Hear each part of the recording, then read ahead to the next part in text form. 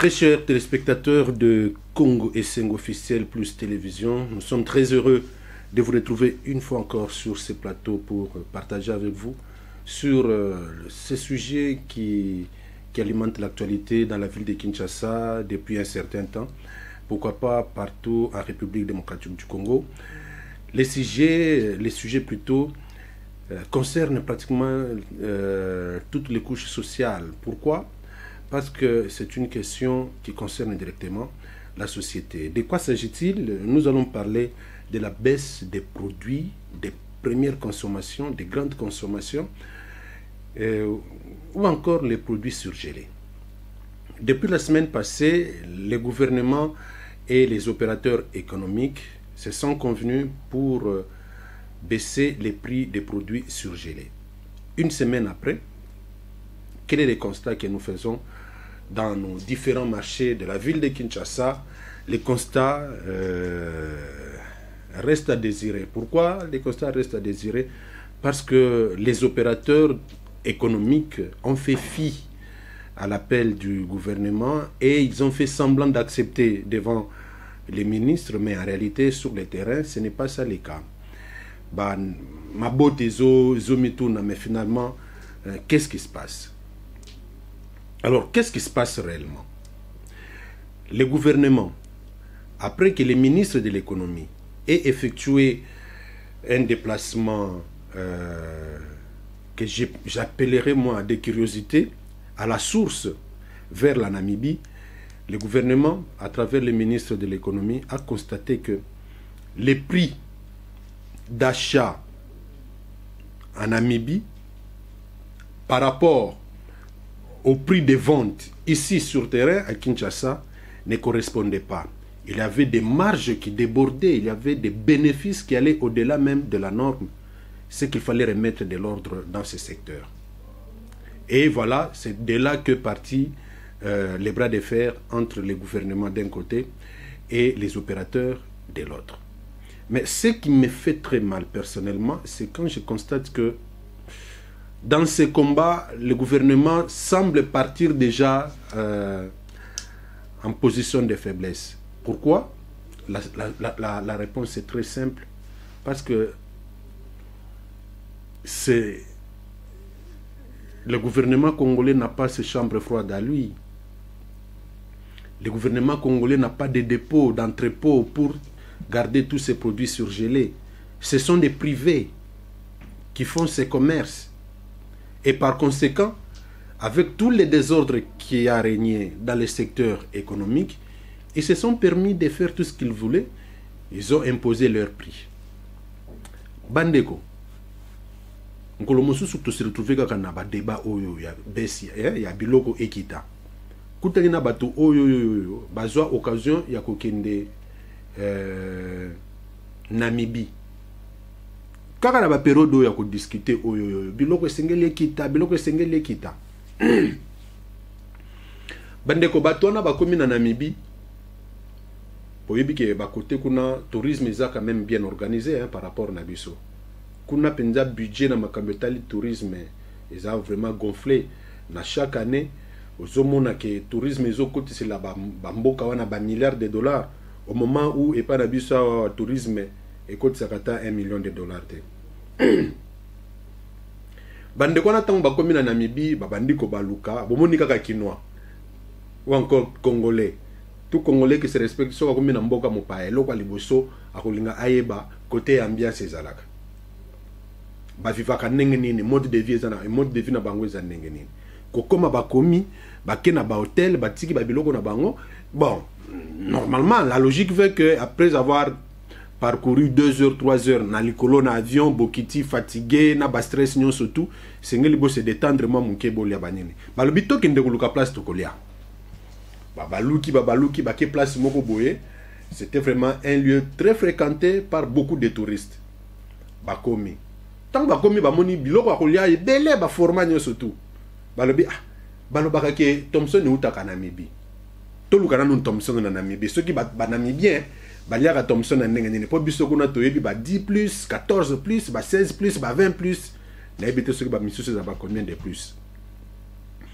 babandi ko luka Thomson ba moni Thomson te ba ke ko tuna ba cordon bleu bato batika kana ba restaurant hein? Ba cuisinier plutôt bato batika ba serveur ba servante ok oh mais toujours luka Thomson ba bi Thomson c'est quel poisson c'est quoi encore chinchard c'est quoi encore bon encore que kuna balobaka français te et comme ko benda na ba débat wana ba eko so interprète balobi toujours luka mbisi moko ezalaka mutu songe boye ezalaka ba ekai boye ba comprendre kaka te ba kei mutu moko akoti na WhatsApp na Google abeti kaka ba format abimisa Thomson na ndenge ya banakin abimisa la kisi na téléphone bi des fiches hein bino mo bo comprendre mbisi oyo abi biso tolia ka ngote batalani mais balobaka ke utaka abita biso tolia ka ngote ba ebisaka biso ke ekindaka na Congo boyebi réponse o ba pesi ba congolais ba kende na Namibie ba Namibien ba ebisi bango balobi ke biso toliaka yango te mais ba ebisa biso ke elongwaka na epa na biso awa ekendaka Namibie ekendaka Congo. Ministre na biso ya économie Kalumba atiki biro na ye alobi ngape na kende koyoka masolo wana na vivre makambo wana akomi na Namibie bandeko oyo akutanaki nango na Namibie na ndenge bazotekela biso ekokaki kozala bongo te bandeko batia na ba pourcentage ya risque bateki wana bozoyeba bozomona wana batia na ba pourcentage ya risque ba risque wana eza ba risque ya nini coupure ya courant en cas de panne soki yo zui panne est-ce que biso ba congolais nde sengeli to futela biso nyonso to ba congolais ya vila Kinshasa tokende kofutela yo panne batia babiloko nyonso na tout simplement pona kozwa mbongo wana eza su kozwa ya malamu te komi ya moyibi peuple congolais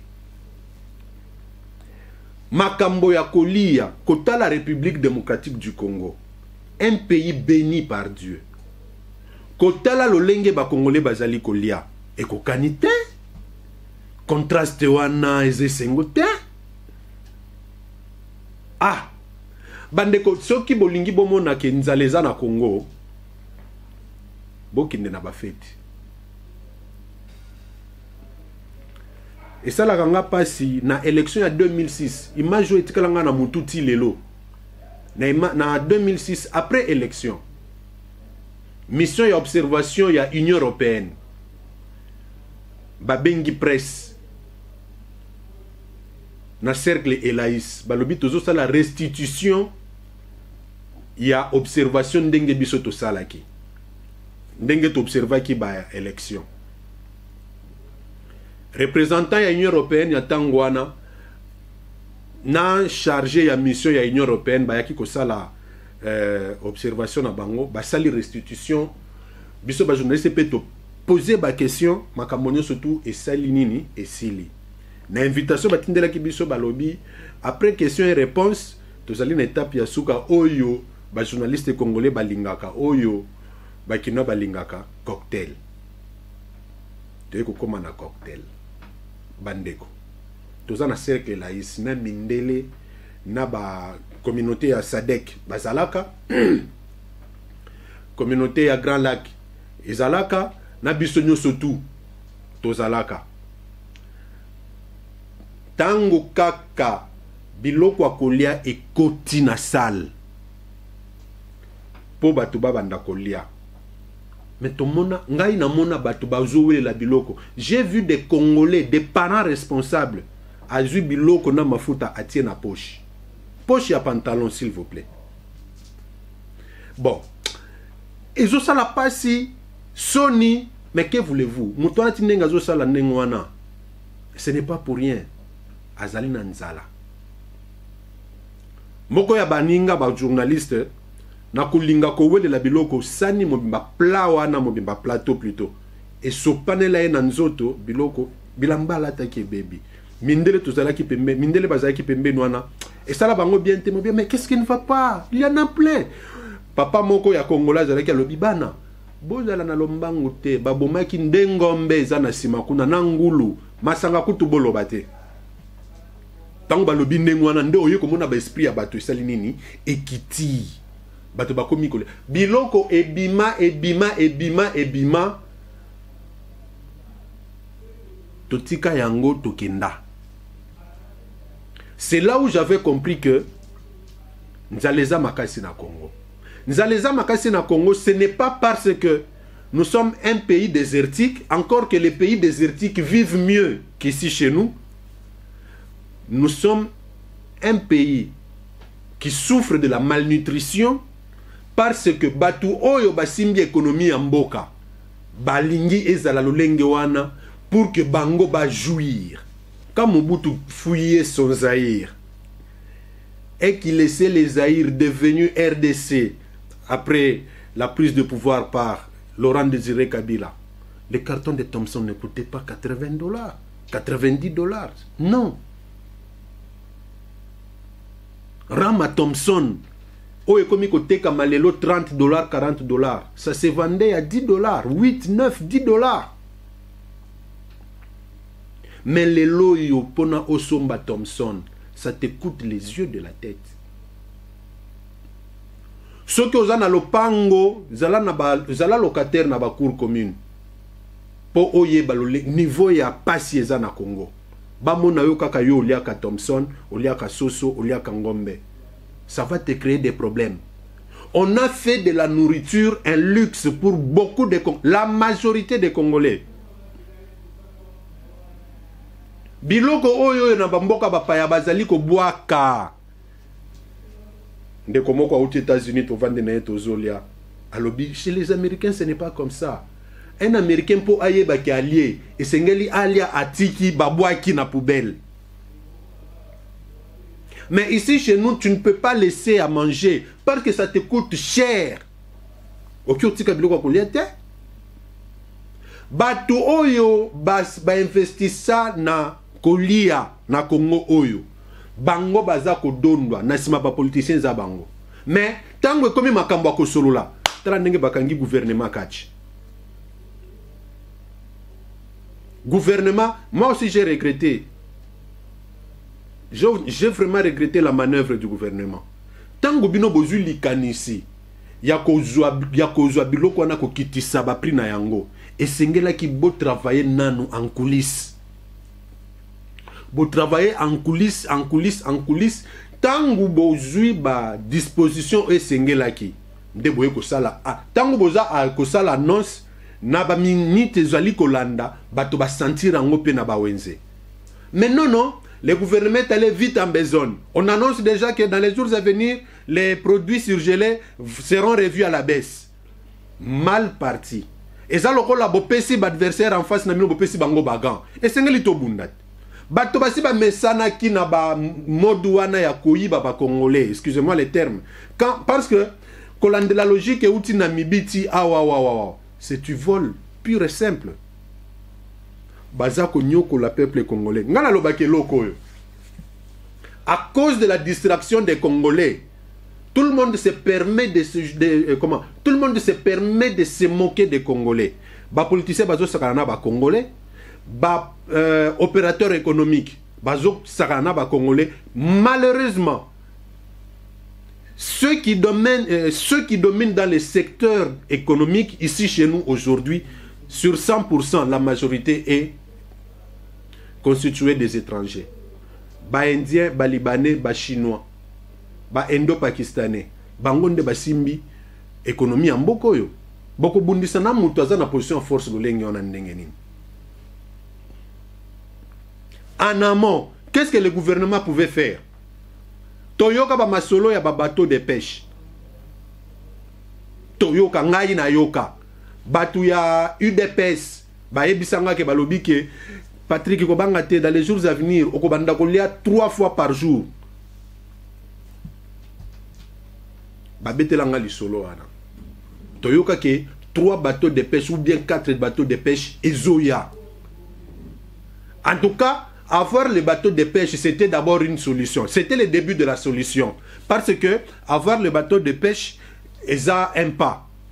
mais kozala na ba matériel nyo surtout ba filet wana faut na ba filet ya solo ko boaka pour que bokanga na ba quantité industrielle encore que ba bateau de pêche wana il faisait la frigorifique, c'est-à-dire il faisait na ba chambre froide na kati pour que bambisi bakokanga wana ba polate en même temps esengeli pe gouvernement azala na ba chambre froide ya minene à travers tout le pays, sur tous les territoires nationaux, pour que bateau na bateau bisike ezali kozala après avoir koloba mbisi et memi yango na ba chambre froide batie kuna batu bazo ya kosomba. En amont on pouvait commencer par là, mais après observation on se rend compte que le gouvernement n'a pas même de chambre froide. Bozali ko kende ko sala ba privé pression bokolanda Sokin, Sosimex, soki banani. Mais bato basi ba mesani na bilengi wana, bilengi ya konyokola ba Congolais. Ba yebi ke Congolais soki aliete akoko ko revendiquer te. Est-ce que nakosi? Ventre affamé. Un ventre creux. Ata soko gangi na micro. Akoyoka yo susute. Ces gens-là ont compris qu'il faut maintenir ces gens-ci dans cette position de famine, de malnutris. Bato bazoli a bien te. Bato bakomi ko se concentrer ko lia bien kaka mukolo ya bonne année na Noël. Ndomoni bato concentration mutaza albi été. En tout cas, mikolo nyo surtout ton divina biso ko la nzala. Mais touro bana bazo ata moi so ata monini. Les gens se donnent des coups. Les gens se donnent des coups tout simplement parce que Esengeli a au moins 2 Thompson, 3 Thompson. Non. En plus de cela, Makambounet ya kokotisa prix ya biloko. On ne peut pas en faire une publicité. Il faut à l'automatique. Il faut à l'automatique. Mosombi tango azo somba. Osombi eloko na yo na 5 000 francs. Okei kote kayango 50 000 francs. Eza motema nini. Ezali motema nini. Mais parce que ba Congolais ba revendikaka te. J'ai été surpris. Ngana salaki une mini enquête na ndenge na ngai. Avant-hier na lobby. Parce que na se retrouvé na ba milieu moko débat wana et comme elinga trop na matoi, je me suis dit ah mais finalement il faut que la dossier. Effectivement, ba opérateur nyon surtout baza na secteur oya ba surgelé, ba boy ko kitisa ba prix malgré recommandation ya gouvernement. Malgré ndenge ba vanda kina ministre ya économie na ministre ya commerce extérieur Jean-Lucien Boussa, ba boy ko kitisa biloko. Soki oke ko somba eloko na chambre froide, ba ko tekela yo carton moko. Soki komi na 2 cartons ba boy ba ko yibiso ba lobi te. Na prix na bino ya gouvernement na to côté kate. Ceux qui vont forcer, bakote que la bino biloko sans facture. Ils ne veulent pas justifier le prix. Balingite.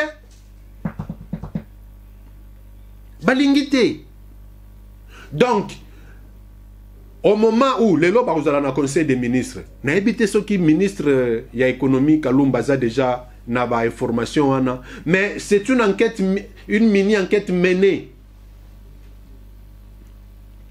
Ba opérateur oyo baza na makambo ya ba surgelé ba lobby ba koteka na prix ya gouvernement te. C'est-à-dire quoi? Ezalo ko la vaccin te. Ezalo ko la vaccin et c'est kotaki bango na makila. Bal koko kakozonga simate basi ba yoki bilengi ya bambongo ba bandeko zwa. Bandeko. Batoro bando sala mbongo te. Sur les pauvres Congolais. Parce que ba yebi que le Congolais est très affamé. Oui, que Hermoko Nassali na Vandi na lobby, mais les Congolais sont comment? Une fois, Tongo Nazo Uta Kasavubu Nazo ya ville. Toko na niveau ya Kabinda. Tu constatais que l'ambiance est là, qui est la ambiance à Mikolonio surtout. Qu'est-ce qu'il y avait? Les mamans vendeuses de pain. Batelema balo. Ponanini batelema. Libanais wana la muki kaka boya lobby. Mapanange mati. Oh. Mape mata l'occasion de quoi? Te mapa nange mati. Ba maman ba lobimbo lokola mapa na yo mati biso pe toko teka te. Ba maman ba marcha. Mais moi je croyais que tangu bato bazali kokende bokei bayebisi bino ke tokoteka te ozongi pe ovandi. C'est ça le problème avec les Congolais. C'est ça le problème des Congolais. Ozongi ovandi basi bango bazolo bake biloko kokita biloko ezokita te bazoko sabiso. Oh, mais maman, papa, ndeko mwasi ndeko mobali balobi soki bokutani na mutu moko aboyi koteka parce que esengela teka na prix na ye yakala sala nini yebisa bakonzi. Vous ne savez pas revendiquer vos droits. Vous ne savez pas revendiquer vos droits. Okola 3 fois le lenge nini soki mutu asombaki ye Thomson wana azotekela yo Thomson moko wana azotekela yo yango tout ça par exemple omoni bato bakotaka na nani na shaba bato bakendaka shaba batekelaka bango ba Thomson ekoma kati na 20 000 mbisi moko 20 000 mbisi moko 20 000 mais ye asombaki yango 3500 5000 ateki yango 20 000 à l'occasion de quoi akobandotangela yo makala mayonnaise moi chou batiaka wana moi tomate moi piment osengaki moi sani moi parasoleil batieli bino moi kiti bovandi nyonso na to ematisi nini ekomi 20 000 francs bandeko na lolenge oyo congolais okozala kaka dominer na mabele na yo parce que la majorité de ceux-là qui détiennent les surgelés baza ba expatriés tango bayambaki bango pas ministre bien sûr to monaki fait kazalaki wana mais bato nyonso to baza na sima ya ba entreprise wana ba surgelé wana ce sont des expatriés, ce sont des expatriés. Mbala pomme de terre ezo salima na Goma po euta Goma eya awa il faut mata avion soki mati avion na Goma toyokaka nini bambala wana eza babiloko bazolia na bango eza na biloko ainsi de suite. Mais ce qui est commis awa est commis luxe, ça appartient à une catégorie quelconque. Yaba congolais yopo olia frites okolia frites kaka oyo ba indo pakistanais bakatela yo batsango déjà na ba frigo et si la mai et si la goût et si la bilengi ozolia frites ndiro ozolia papier soko lingolia frites kende na zigida les kilos ça va te coûter la tête hein. 1 kilo ya pomme de terre wana c'est 3000. Ce qui bâtit en a balance boy et comme c'est là 3 mbouma. Oui, mais c'est là 3 mbouma ya pomme de terre boy et ça lui écoutez au 3000 et ça lui 1 kilo. Ce qu'on imagine tous en a bana 5. Il faut bolia pomme de terre. Bolia à peu près combien de kilos? Il faut bolia entre 6, 7 jusqu'à 10 kilos. Pour que bien nous bolia bien, ça vous coûte 30 000 francs. 30 000 francs. Mais, nous avons habité, Tolanda qui biso surtout na bilili, mokonzi ministre économie lobby akosuka kaka na kozwa décision te akokitape na terrain. Abandaki na aéroport Anjili. Kuna kende ko sala kolandela soki réellement ba prix ya ba billet ezote kama ndenge biloko kiti billet za ba surgelé te ba billet za pona makambo ba avion après ba nini ba avion akokitape na ba super na ba chambre froide pona kotala makambo ya ba surgelé bandeko. Est-ce que les opérateurs économiques doivent-ils dépendre du gouvernement ou bien c'est le gouvernement qui est appelé à dépendre des opérateurs économiques? En attendant, on peut trouver des mesures palliatives. On peut trouver des mesures palliatives. Tant que s'entêter, ça moi j'encourage. Les peuples, les Congolais aussi doivent apprendre à labourer la terre. Bandeko. Vous se rappelez, hein, dans l'isolo, il y a les laboureurs et ses enfants. Le laboureur sentant sa mort, fit venir ses enfants, leur parla sans témoin. C'est comme ça. On parle, quand vous voulez prendre des décisions pour l'intérêt général, on réfléchit sans témoin. On réfléchit sans témoin. Mes enfants, travaillez la terre. ne laissez nulle place où la main passe et repasse. Il était très clair, ce papa-là, il était très sage, La Fontaine. Salut à toi.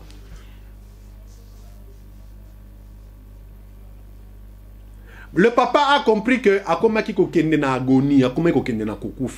le gouvernement a compris que ce qui a gagné défi Mosusu parmi les promesses à pesa na peuple naye et sengeli secteur fulani ko réguler yango ko landela yango. Ils ont commencé par les sociales, entre autres à manger. C'est bien, mais en amont gouvernement salaki nanou nini. Qu'est-ce que le gouvernement avait déjà prévu? Soko tali, soko fouillé, et l'eau exaté. Mais bangwana, bazako s'entêter pour nanini. Parce que le gouvernement n'a rien. Le gouvernement Sama, par rapport à Basurgelé, n'a rien. Je me rappelle une fois, maman Zouzouam Bombo a pleuré. Mais comment voulez-vous que tous dans la concurrence, concurrence loyale, au moment où les expatriés à qui on a donné le pouvoir, yoka langage, hein? Comment voulez-vous qu'on ait une concurrence loyale au moment où on a donné tous les privilèges aux expatriés? Mauvais calcul. Une très mauvaise politique. Na habité ceux qui na Nigeria, ba Nigérian bazwa pouvoir économique, ya économie ba pesa ba étranger, hein. Ba sundoli ba Nigérian. Na habité, hein. Ba Indien ou bazo saka na biso awa bazo boma bande ko na biso kuna. D'ailleurs bande ko na biso no surtout ba meka ko tambona contre logique ya ba Indien ba se retrouver kaka na ba situation na liwa. Après vous allez dire qu'il y a des Congolais qui dominent l'économie indienne. Oh, on nous a l'autre à côté, les mains. Mais pourquoi les autres ne peuvent pas nous inspirer? Moi, je n'envoie pas les gens à la révolution, je n'envoie pas les gens à la rébellion. Mais Botalaba sud-africains, à un moment, ils se sont rendus compte qu'ils étaient à la traîne là-bas. Kuna, Makamonion, surtout, c'était des expatriés. Ils se sont pris en charge. Ma méthode Nabangwe Zalaki Mabe, je n'encourage pas. Ils se sont pris en charge, ils ont fait ce qu'ils ont fait, mais c'est condamnable. Nous pouvons nous inspirer aussi de ça. Le pouvoir peut s'inspirer de ça. Donnez le moyen aux Congolais. Donnez le moyen aux Congolais. À l'époque, nous avions les Lusakivana, nous avions les Kansebu, nous avions les... Ils sont nombreux. Les mamans Zouzouambombo qui continuent à pleurer jusqu'à ce jour. Bozoa Batouana, bo rappeler Bango, qu'est-ce qu'on peut faire? Donnez-le les moyens. Donnez-le le moyen. Allez partout. Partout. Mettez les chambres froides, industrielles. Botia Kouraya solo pour que Kouré Katanakate biloke pour la kate. Mettez ça. Bien avant, avant à Kostala biloko no sonato. Ba bateau de pêche pour na bambisi. Bo créer ba ferme pour que bateau balia musuni. Manger bio, manger la viande fraîche, le poisson frais. C'est ça. Ndeboko banda ko longa biloko mususu pouvoir. Non, ce qu'on nous fait ici, ce n'est pas normal. Ce n'est pas normal. Des gens qui refusent d'obtempérer aux ordres du gouvernement. Quand on a utilisé un terme militaire, obtempérer. Des opérateurs économiques qui refusent d'obtempérer. Baboyi. Décision du gouvernement. Bon, n'a habité un gouvernement basé déterminé apparemment. Basé observer bango. Non, il faut sanctionner. Il faut sanctionner. Il faut sanctionner. Aza ceux qui ont 50 chambres froides na Kinshasa. Bokanyango nyo surtout. S'il faut que biloko wana Ebola. Bawa misusu bakoyoka somo bakotika te. Na liro kumo kende toya ko perdre nyoso. Mais faut toujours attendre bongo wana. De toutes les façons ba ça la perte té. Parce que ça a été étudié minutieusement. Gouvernement na bango ba vande balobi kete. Bino bo exagéra qui. Ba exagéra qui. Ba exagéra qui makasi ba bando sala ba 1000% à bénéfice. Vous avez tellement exagéré. Basali ba calcul ba monique, vous pouvez vous retrouver dans ça. N'a pas bénéfice, vous allez vous retrouver. Vous ne perdez rien. Permettez aussi aux Congolais de mieux vivre. Bah étudiants qui ils ont étudié tout ça, ils ont étudié toutes les possibilités pour que bango ba bima ba perdante, ba Congolais pe bazala ba malnutrité. Ils ont tout étudié. Mais à la fin, curieusement, non, il continue à s'entêter. Il s'entête. Ngai ba yebisa ngaka ke mutaleki l'État na makasi azate. Ah, et lo kwa netikala na matoi na ngai. Mutaleki l'État na makasi azate. Donc, je suis d'avis et je crois que ces opérateurs économiques là qui s'entêtent ne sont pas au-dessus de la loi, ne sont pas plus forts que le gouvernement, que l'État congolais. Il faut ba zongi sabango batu. Oui. Bazongi sabango batu. S'il continue à s'entêter, je crois que peut-être c'est une idée, c'est aussi une piste. Lokola bazako s'entêter. Bokangi bango ka ba chambre froide na bango wana. Tango bazoka nga ba chambre froide wana bo scellé yango penza, hein? C'est ça les bons termes. Bo scellé yango. Biloko wana ekopola. Suka ekopola. D'ailleurs tango bozo scellé bo kateli bango na ba courant. Bakozonga batu. Hein? Ils vont revenir à la raison, ils vont dire, ah mais finalement, mais ça c'est avoir une mauvaise foi qui ne dit pas son mot. Motema mabe wana yakoboma ba congolais na nzala. Et c'est fait exprès. À l'époque, nous tous nous avions appris que ils étaient soutenus par le pouvoir. Bandeko. Na makambo ya basurgele oyo nayoki ke à un moment, entreprise oyo égale. Bakendeki comme on a ministre Akasia Badumbola. Baebise balobi ke kolandela biso ndenge to somba ka ba carton ya ba, je crois que à la Makoso ou bien ba mipanzi. Lolenge biso tozo kende ko somba yango kuna. Biso toye ko proposer awa ezalata $6 le carton. $6. $6. Ndenge toyoka dossier wane kota na tiroir ya ministre na ndenge ekolongwa. Mais na sima ya koyoka wana, je dis bien ndenge toyoka. Na sima ya koyoka wana, il paraît que chaque fois que batu bayaka na ba démarche ya ko revoir biloko à la baisse, ezalaka na batu mosusu bayaka na ba enveloppe ya kanyaka. Tozongi suna makambo ya IGF. Ba ezala na batu bayaka na ba enveloppe ya kanyaka pona koyebisa ministre. Ah, ministre yope. Hein? On dimi biloko ne kitaka boy.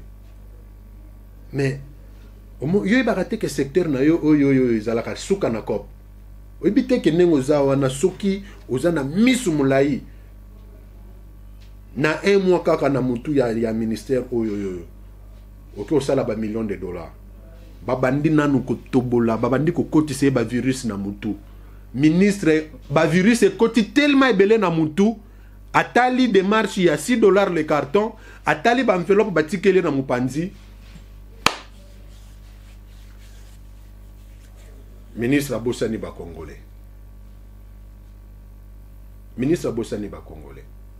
Je crois que gouvernement tant besoin qui décision ana, ça fait une semaine tant bayokana ki na ba opérateur économique na mona ki garçon moko bayemba kayena banzembo amwa mingi Abed Ashur na mona ki parmi bato basinyaki azo représenter Sokin bateka ka ba surgelé ba vivre sec ba makaya buana ya ba carton ba loso ba kanga ba monopole nyonso wana tout alors que vers les années 90 il y avait les cancers ici. Ceux qui bolungi bobeta masolo ya balusaki. Mais congolais, boko mituna te pona nini bato wana nyonso tu bateka kalisusu te.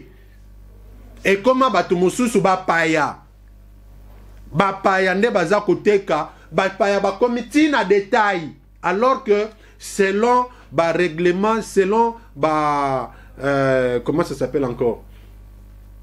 Selon constitution na benga ngobongo. Selon constitution ya commerce na Congo. Les étrangers ne peuvent pas vendre en petit détail. Non. Les étrangers ne peuvent pas. Les lots, ba supermarché boye bignon surtout ya minene ya ville à Kinshasa. Ba komi kote kana babulu ya fufu. Ba komi kote kana ndunda. Mukono mosusu na ye na koti na moni bazoteka matembele. Bande kona biso ya cité bazana bitumba. Protéger les Congolais. Le gouvernement n'a pas d'autre choix que de protéger le gouvernement. Les malheurs pour ce gouvernement, c'est lesquels? C'est d'avoir engagé cette démarche de revoir les prix à la baisse. Mais, le gouvernement a déjà une position en faiblesse. Parce que ça n'a ni bateau, ni chambre froide, beaucoup de bateau na nengenin. Bateau na bazo zoka ba camion frigorifique na bango, bazo ki na ba frontière, bazo ki na ba mai kuna na ba océan, ba ke ko décharger ba biloko na bango. Yo oya ko imposer prix. Ça ne sera pas facile. Ça ne sera pas facile. Je crois que comme le lot est allé vendredi, mokolo gouvernement va kotaka na conseil des ministres, je suis sûr et certain, parmi les sujets qui seront débattus aujourd'hui, makambo ya baisse ya ba prix et kozanga te pe et kozwa tana yango. Sengeli zo tana yango ba expliquer. Ce qui toke na makambo ya ba avion. Tozo yebate, billet ekiti oui, mais basak. Basak. C'est la confusion. Ba o ba voyager depuis biloko ba décision ezo ami ba misusu ba lobi ke o nga na matina basak na ngai na futeli yango mbongo te. Ba misusu ote nga ba futisi ngai 2,5 par kilo, j'ai payé mais misusu j'étais avec des filles hein, ba filles ba kinaka ba Chine 2 jours passés. Misusu a lobi mais ngai nani ndeko nanga na otiko na aéroport finalement essayez le moko te billet $190 ba biloko ne so futuana et qu'on se retrouve na ba $310-320. Bandeko nayoka ki ke gouvernement sombi 4 avions ezoya d'ici décembre. Ah, on a des informations na zoya ki ngona banzila na ngai. Chacun a sa source. Tu vas voir ton information, va à la source. Mais attention, à la source il y a un crocodile. Merci beaucoup, nous sommes arrivés à la fin. Merci.